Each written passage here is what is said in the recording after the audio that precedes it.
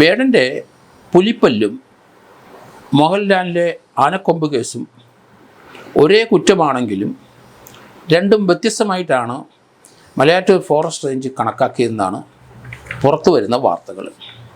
പലരും വേടൻ്റെ ഒപ്പം നിൽക്കുന്നവർ വേടൻ്റെ കഴുത്തിലിട്ടിരുന്ന ഒരു മാലയിൽ ഒരു പുലിപ്പല്ല് കണ്ടു. അത് വേടനെ അദ്ദേഹത്തിൻ്റെ പ്രോഗ്രാം നടന്ന ചെന്നൈയിൽ വെച്ച് അതൊരു വിദേശി കൊടുത്തതാണ്, ഇന്ത്യയിലുള്ള പുലിയുടെ പല്ലല്ല എന്ന് സാരം. അതിട്ട് വേടൻ്റെ ആ പ്രോഗ്രാം നടക്കുന്ന സന്ദർഭത്തിൽ വേടനെ പോലീസും ഫോറസ്റ്റുകാരും കൂടെ അറസ്റ്റ് ചെയ്തു. പുലിയെ കൊന്ന് പല്ല് സൂക്ഷിച്ചിരിക്കുന്നു, ജാമ്യമില്ലാത്ത വകുപ്പാണ്. വേടനെ അറസ്റ്റ് ചെയ്തു, റിമാൻഡ് ചെയ്തു. വേടനെ പിന്നീട് ചേടാൻ ജാമ്യത്തിന് വന്നു. എന്നാൽ മോഹൻലാൽ രണ്ട് വലിയ ആനക്കൊമ്പ് സൂക്ഷിച്ചിട്ട് മോഹൻലാലിനെതിരായിട്ട് കേസെടുത്തല്ലാതെ മോഹൻലാലിനെ അറസ്റ്റ് ചെയ്തില്ല എന്നാണ് സോഷ്യൽ മീഡിയയിൽ വന്നുകൊണ്ടിരിക്കുന്ന വാർത്ത. രണ്ടും വ്യത്യസ്തമായി തന്നെയാണ് കണ്ടത്. രണ്ട് തരത്തിൽ ഇത് കണ്ടു. ഒരേ കുറ്റത്തിന് രണ്ട് തരത്തിലാണ് മലയാറ്റൂർ ഫോറസ്റ്റ് ഡിവിഷൻ കേസെടുത്തത്.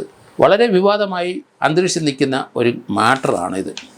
എന്നാൽ ഇപ്പം കേരള ഗവൺമെൻറ് സെൻട്രൽ ഗവൺമെൻറ്റിലെ ministry of environment forest climate ചേഞ്ചിൻ്റെ മുമ്പാകെ ഒരു പുതിയ അപേക്ഷ കൊടുത്തിരിക്കുന്നു.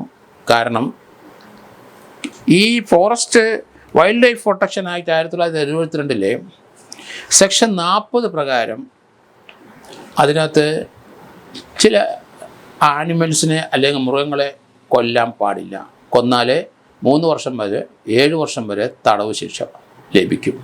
ബോംബെയിൽ അറിയാമല്ലോ, ചില ഫിലിം സ്റ്റാർസുകൾ ഇതുപോലെയുള്ള വേട്ടയ്ക്ക് പോയി ഇപ്പോഴും അവർക്ക് ത്രെട്ടായിട്ട് പല സിനിമാ താരങ്ങൾക്കും ത്രെട്ട് നിലനിൽക്കുന്നത് നമുക്കറിയാം. ഇവിടെ ഇപ്പം മോഹൻലാലിൻ്റെ ആനക്കൊമ്പിന് കേസെടുത്തെങ്കിലും മോഹൻലാലിനെ അറസ്റ്റ് ചെയ്തില്ല എന്നാണ് പറയുന്നത്. ഗവൺമെൻറ് ഇപ്പം സെൻട്രൽ ഗവൺമെൻറ്റിൽ അയച്ചിരിക്കുന്ന അപേക്ഷയിൽ ഈ സെക്ഷൻ 40 പ്രകാരം ഷെഡ്യൂൾ 1 പറയുന്ന മൃഗങ്ങൾ അതിനെ കൊല്ലാനോ അതിനെ വെടിവെച്ച് വീഴ്ത്താനോ ഒന്നും ആർക്കും അധികാരമില്ല.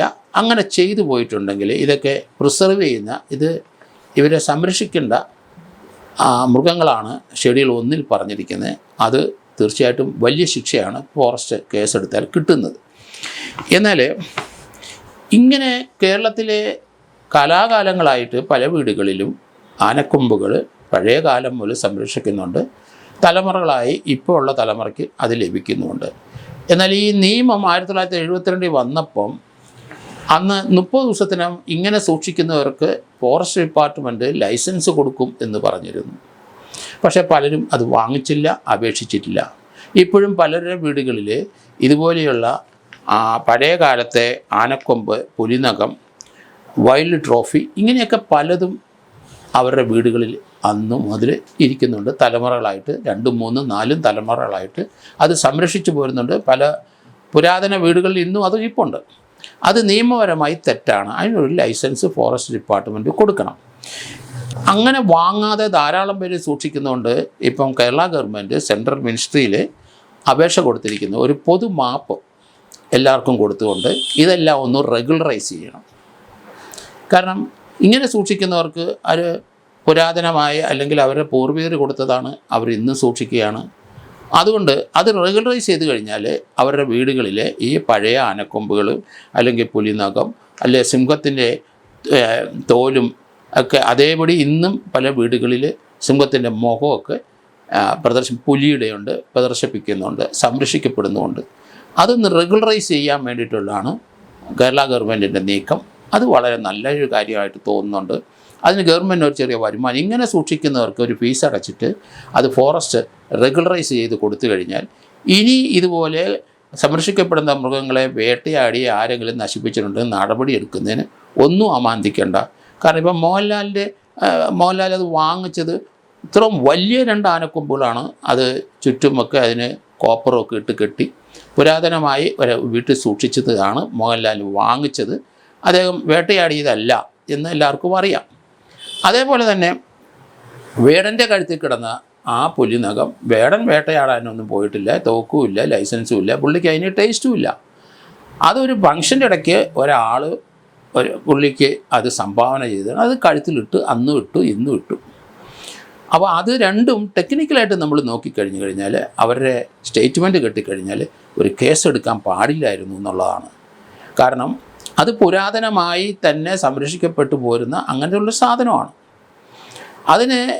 അത് അന്നത്തെ ആ നിയമം 1972 വന്നപ്പം തന്നെ 30 ദിവസത്തിനകം അതിനൊരു ലൈസൻസ് എടുക്കേണ്ടി വെക്കാൻ അവർക്ക് സാധിച്ചില്ല, അല്ലെങ്കിൽ പൂർവികർക്ക് അറിവില്ല, അല്ലെങ്കിൽ തലമുറയായിട്ട് കൊടുത്ത് ഇന്ന് പഴയ വീടുകളിൽ അത് ഇരിക്കുകയാണ്. അപ്പോൾ അത് കേരള ഗവൺമെൻറ്റിൻ്റെ അതിനൊരു പ്രോസിക്യൂഷൻ നടപടി എടുക്കാതെ അത് റെഗുലറൈസ് ചെയ്യാൻ വേണ്ടി അങ്ങനെ കൊടുക്കുമ്പം വേടൻ്റെ കേസും മൺമറിഞ്ഞു പൊക്കോളും, അതുപോലെ മോഹൻലാലിൻ്റെ കേസും മൺമറിഞ്ഞു പോകും. അത് രണ്ടും കേസുകൾ എല്ലാവർക്കും അറിയാം. രണ്ട് കേസുകളും നിയമപരമായി ആ പറയുന്ന കുറ്റം ചെയ്യാത്തവരാണ് കൈവശം വെച്ചിരിക്കുന്നത്.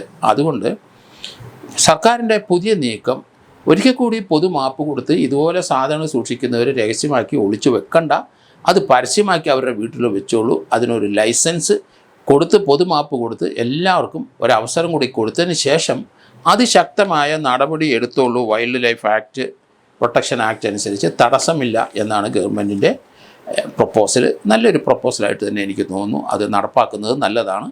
കാരണം വൈൽഡ് ലൈഫിനെ പ്രൊട്ടക്റ്റ് ചെയ്യാനുള്ള നിയമം 1972 മുതൽ ഇവിടെ നിലവിലുണ്ട്. അപ്പോൾ അതിന് തടസ്സം നിൽക്കുന്നില്ല. പക്ഷേ വൈൽഡ് ലൈഫിലുള്ള മൃഗങ്ങൾ കാട്ടിലാണ് നിൽക്കേണ്ടത്. അത് നാട്ടിലിറങ്ങിക്കഴിഞ്ഞാൽ അത് നിയമപരമായി അതിനെ കൊന്നു കളയണം. കാരണം നമ്മൾ പല അനുഭവങ്ങളും കണ്ടുകൊണ്ടിരിക്കുകയാണ്.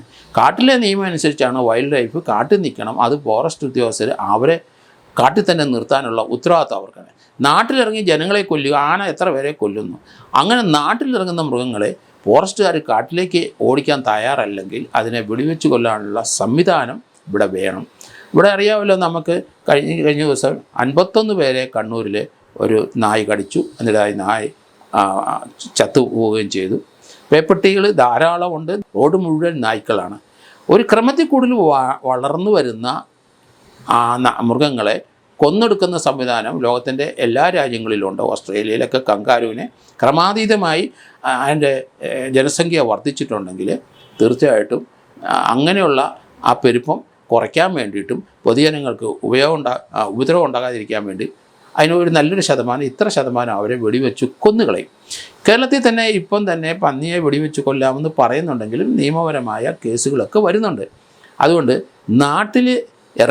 കാട്ടിൽ നിന്ന് നാട്ടിലിറങ്ങുന്ന മൃഗങ്ങളെ തീർച്ചയായിട്ടും അതാത് പഞ്ചായത്ത് കീഴിലുള്ള അവിടെ വെടിവെപ്പുകാരെ വിളിച്ച് അതിനെ കൊല്ലുന്നതിന് ഒരു തടസ്സവുമില്ല എന്നാണ് എനിക്ക് തോന്നുന്നത്. കാരണം അത് വൈൽഡ് ലൈഫിൻ്റെ പരിധിയിൽപ്പെടുന്നതാണെന്ന് വെച്ചിട്ടുണ്ടെങ്കിൽ അത് നാട്ടിലിറങ്ങി മനുഷ്യനെ കൊല്ലാൻ പാടില്ല. ആനയായാലും ശരി, പന്നിയായാലും ശരി, പുലിയായാലും ശരി, കടുവായാലും ശരി, നാട്ടിലിറങ്ങി മനുഷ്യനെ ആനിമൽസിനെ ഇവിടെ നമ്മുടെ വീടുകളിലുള്ള ആനിമൽസിനെ ഉപദ്രവിച്ച് കൊന്നിട്ടുണ്ടെങ്കിൽ അതിനെ വെടിവെച്ച് കൊല്ലുന്നതിന് ഒരു നിയമ തടസ്സവും ഇല്ല. അത് കൃത്യമായിട്ട് പറയുന്നുണ്ട്. വൈൽഡ് ആക്ട് എന്ന് പറയുന്നത് അത് കാട്ടിലെ നിയമമാണ്. കാട്ടിൻ്റെ അകത്ത് മനുഷ്യൻ കയറി അതിനെ കൊല്ലിയെടുക്കുന്നതിന് ഉള്ള ഒരു നിയമമാണ്. അപ്പോൾ അത് നാട്ടിൽ അങ്ങനെ ഇറങ്ങുന്ന വൈൽഡ് ലൈഫിനെ കൊല്ലുന്നതിന് തടസ്സമില്ല. നിയമപരമായി അത് ചെയ്യാനായിട്ട് അധികാരം പഞ്ചായത്തുകൾക്ക് ഗവൺമെൻറ് കൊടുക്കണം. അങ്ങനെയുള്ളൊരു നീക്കം ഇല്ലെന്നുണ്ട് കേരളത്തിൽ അതിന് അസംബ്ലിയിൽ ഒരു പുതിയ നിയമം ഈ ഫോറസ്റ്റിൻ്റെ പേരിൽ വൈൽഡ് ലൈഫിൽ ജനങ്ങളെ ആക്രമിക്കുന്ന ഏത് മൃഗമായാലും ശരി നാട്ടിലിറങ്ങിയാൽ അതിനെ തിരിച്ച് കാറ്റിലോട്ട് കയറ്റാൻ പറ്റുന്നില്ലെങ്കിൽ അതിനെ വെടിവെച്ച് കൊല്ലാനുള്ള സംവിധാനത്തിന് ഒരു ചെറിയ നിയമം നമ്മുടെ അസംബ്ലി പാസ്സാക്കി. കാരണം അതിന് നിയമ തടസ്സങ്ങളൊന്നുമില്ല, പാസ്സാക്കാനുള്ളൂ. വൈൽഡ് ലൈഫിൻ്റെ ആക്ടിൻ്റെ അത് പ്രത്യേകം പറയുന്നുണ്ട്. ആ വൈൽഡ് ലൈഫിൻ്റെ ഡെഫിനിഷനകത്ത് പറയുന്നു വൈൽഡ് ആനിമൽ എന്ന് പറഞ്ഞാൽ കാട്ടിലാണ്, നാട്ടിലല്ല. നാട്ടിലിറങ്ങുന്നവരെ കൊല്ലുന്നതിന് നിയമപരമായ തടസ്സമില്ല. നമുക്കിവിടെ ഒരു ചെറിയ നിയമം അത് അസംബ്ലിയിൽ അവതരിപ്പിച്ച് പാസ്സാക്കി എടുക്കുന്നതിന് യാതൊരു തടസ്സവുമില്ല എന്നാണ് ഞാൻ കരുതുന്നത്.